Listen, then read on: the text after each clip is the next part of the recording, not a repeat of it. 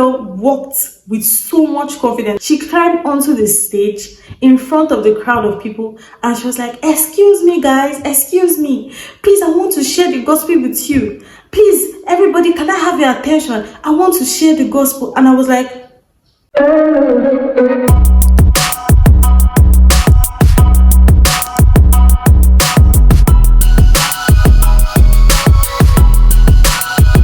being a student is challenging, but being a Christian student, it comes with its own opportunities and struggles. How then are we supposed to honor God and still thrive in our academics? That's what we're talking about today. Hi guys, I'm Esther Zuru and I'm a 50 medical student. Trust me when I say I've had my fair share of challenges when it comes to balancing my academics and Christianity. And today I want to share with you practical tips on how to thrive in your Christianity and how to grow even while you're a student. The very first advice I want to give today is be conscious of your identity. Very important, because many people go into school and they forget who they are. They forget who they are because there are a lot of distractions in school. Don't forget who you are, even in the crowd of people. Remember that you're an ambassador and you've been sent to that school for a reason. You have to go there and represent God. Go there and shine your light.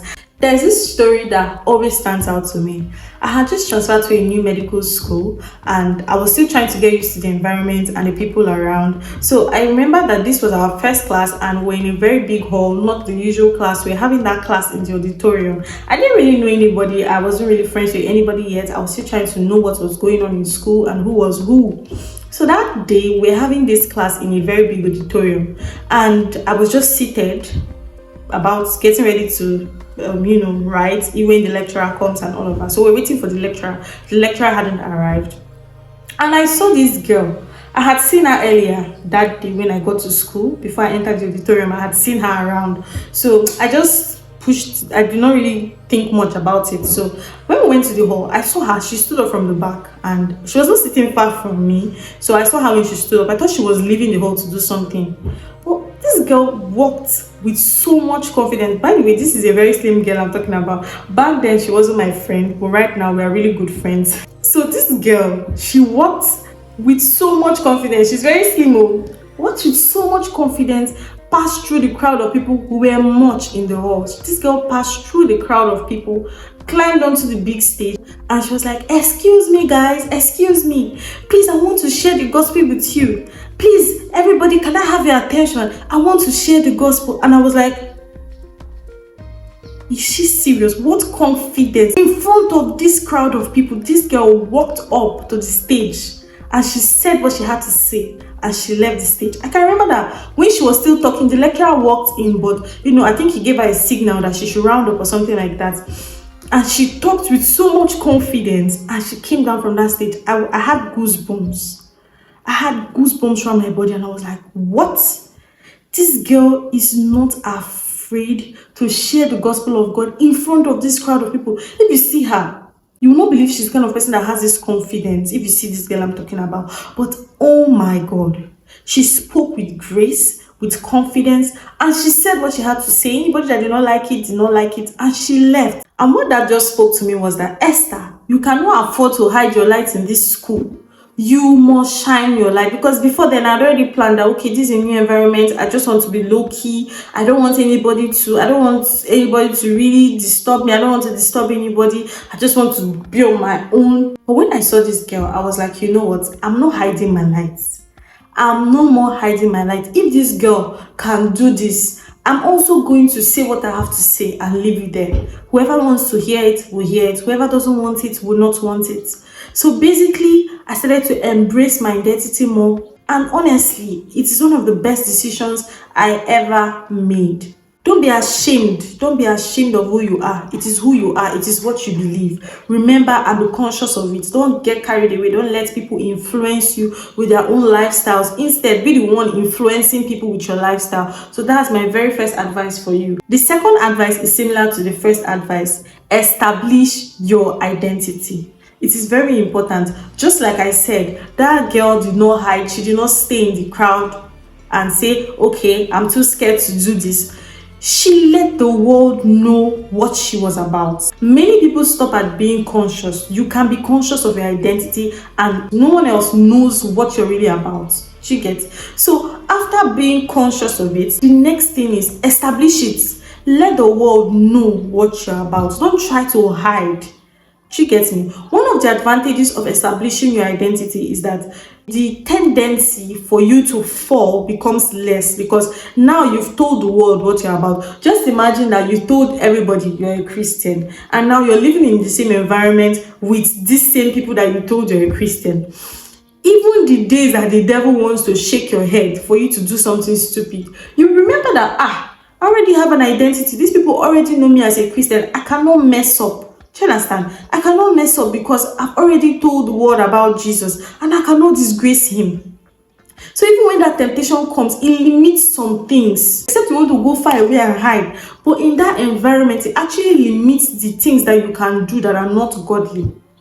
It is very important to not hide your identity. Once you start hiding, trust me, the devil will use that to bring in things that you did not even know that you could do. And you start doing them because no one really knows who you are. And you feel like, oh, they don't know who I am, so I can do what I want. I'm in a new environment. My mom is not here. My dad is not here. So who are they to tell me what to do and what not to do? If you establish your identity, it's more like setting boundaries. You've literally put a boundary around yourself and you can't cross it because people already know what you're about and you don't want to disgrace God. But if people don't really know what you're about, you can literally do anything and get away with it. You cannot say one day that you're for Christ and the next day people are seeing you doing something else. Your people will find you. Don't feel that if you start telling people that you're for God, people will not want to be your friends. Trust me, the friend groups that you need to sustain your Christianity, they will find you.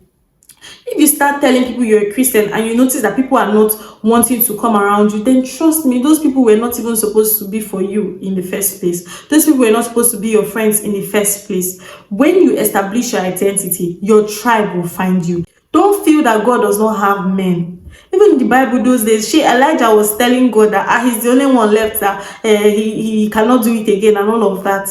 God now told him that he had how many prophets hidden out for his purpose. So don't think that you are alone. You are not alone.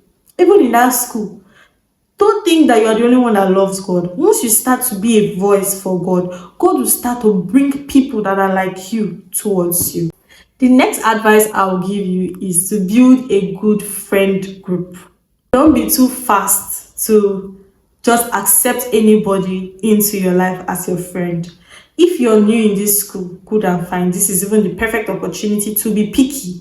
Be picky. I'm not saying don't be friendly. Be friendly to everybody. But when it comes to choosing your inner circle, you need to choose a little bit more wisely than you would choose a random acquaintance. Your friend group will help you, solidify your relationship with God. On the days you are weak, your friends will be strong. This is the importance of having a friend group. Even Jesus, when he was sending the disciples out, he sent them 2-2, he sent them 3-3, sent them together. Why? Because he understood that companionship is important in this race. Yes, we are running this race. It's a personal journey and all of that. But the truth is that you cannot underestimate the importance of companionship. That girl I told you about that preached on my very first day of school, now we are really tight friends. We are really, really tight friends. And she motivates me. Like, you see this girl, every time you see her, she's on fire. She's burning for God. She's always willing to do the things of God.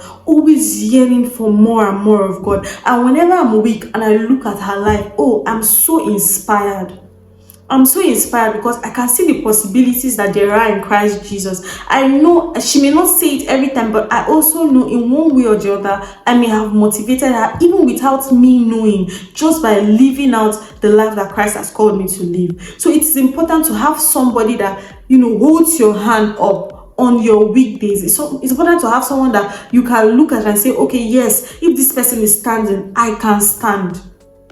So don't try to do everything on your own. Be intentional about building your friendship group. Know who to let in and who to block out completely. Some people should not even be let into the corridors of your friendship group. No, block them out completely. You can be friendly, but when it comes to building intimate friendships, there's some people that you should not allow in your circle. The fourth advice I'll give you is serve in a ministry. Honestly, this is one of the things I'm thankful to God that I started to do on time. That once I entered university, I joined a local church, and I did not just sit in the crowd in the local church. I joined a unit, and I started to serve on weekdays, weekly activities, and on Sundays. I was always there in my department and I was serving. What this did for me was that it gave me a larger community of like-minded people, and it helped me to grow closer to them. I was not just running away again after service. I was staying behind for workers meeting. I was staying behind to greet people. Because of the demands of my department,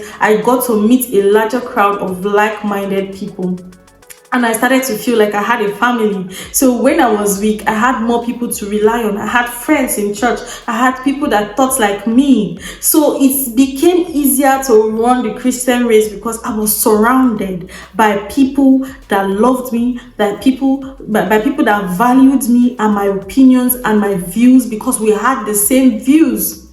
We had the same goals to, get closer to God and all of that. And I had a spiritual family. I had a family that I could rely on when I'm weak, when I'm struggling with things. I had people that I could talk to. So this is a very important step. Don't just be in a local church. Being in a local church is fine, but find a way to join a department, serve in the house of your father, and you will see how that will just give you more people that will help make your university or your school days amazing. I remember 1 year, because my local church, we have this program called Prayer and Prophetic, where we go every end of the year, December, and we come back at the beginning of the new year, and we all go together. It's a camping program. And I remember one Prayer and Prophetic, it was such an amazing experience. We crossed the year together, we spent the end of the year together, and it was amazing. I got to know these people better. I got to serve God with my family, with a large community of people that were willing to know me for me. We bonded, we got to know God better together, and we just had beautiful memories. We created beautiful memories. You will not just be feeling like it's only you. People will tell you their struggles. You see that your struggles are similar to other people's struggles. You're not just passing through this thing alone. You're not alone in your struggles. You're not alone in your joy. The things you're struggling with, your prayer times that you are struggling with, there's someone else struggling with it, and there's someone else getting it right. So join a local community, join a ministry, and be faithful. Be faithful in serving there, and you will see that even while you're a student, you're going to thrive. You're going to thrive in your Christianity. The fifth advice I'm going to give you is look out for mentors. As you're in the university, in high school, wherever you are, but you're in school, whatever school you're in, look out for mentors. Look out for people that are wiser than you in the faith, because they will seriously guide you on your low days when you're going through challenges. It's your mentors that you meet. You bond with them and you talk to them about things that you're struggling with, your prayer life, your word life, just generally being a loving person. You can't just find yourself loving. These are the things that you talk to your mentors about. Find a mentor. Even the Bible, God was telling disciples that they should go out and make disciples. They should go out and preach the gospel. And you will notice that wherever they go and preach and win people, they become the fathers of those people. So they were literally mentoring those people. You can see Paul. Paul is an example. You see him writing to different churches. He was their spiritual father. He was their mentor.